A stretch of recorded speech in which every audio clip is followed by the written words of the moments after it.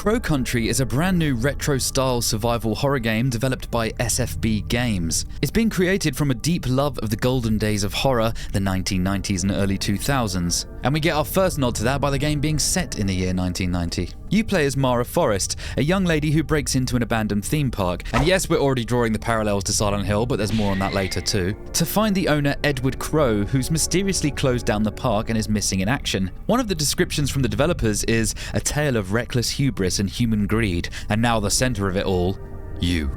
The presentation is inspired by the PlayStation 1 era of blocky, low-poly models and backgrounds that pay respects to the pre-rendered days of the first 3 Resident Evils. Only with Crow Country, the camera angle and the environments are fully 3D and adjustable, allowing you to really search around and find hidden items, be them tucked away just around a corner out of sight, or in jars, boxes, or barrels that just need a bullet to crack open.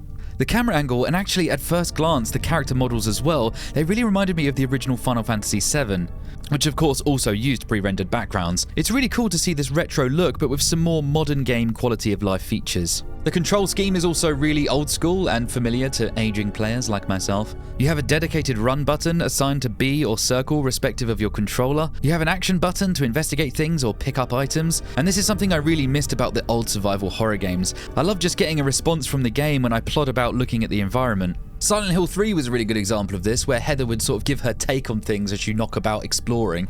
It really helped flesh the character out organically rather than endless cutscenes which take away your agency way too often. You hold down R1 to aim your weapon, which just like the old Resident Evil days, stops you from being able to move. Your left stick is then used to freely aim and place your shots. This is a really cool combination of the free aiming more modern Resident Evil games, while still having the camera angle not quite being able to see whatever it is that's making that anxiety triggering sound.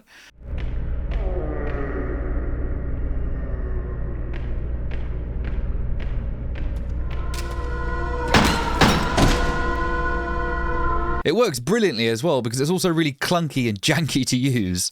This was one of the elements that caused panic back in the day. Everything is against you, even the controls.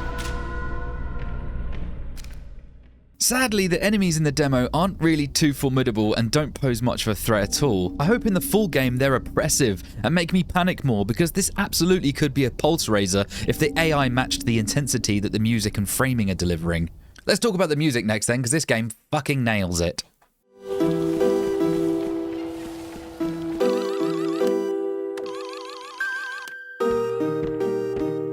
Crow Country has some fantastic sounding tracks.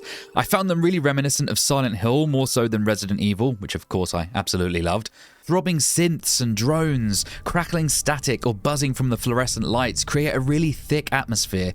Couple that with the whimsical jingles of the amusement rides, there's a really strong theme and mood going on, which is a perfect backdrop for some spooky exploration. And of course, a survival horror game set in 1990 wouldn't be complete without a nice calming save room theme, would it? And by golly, Crow Country looks like it delivers on that too. Listen to this.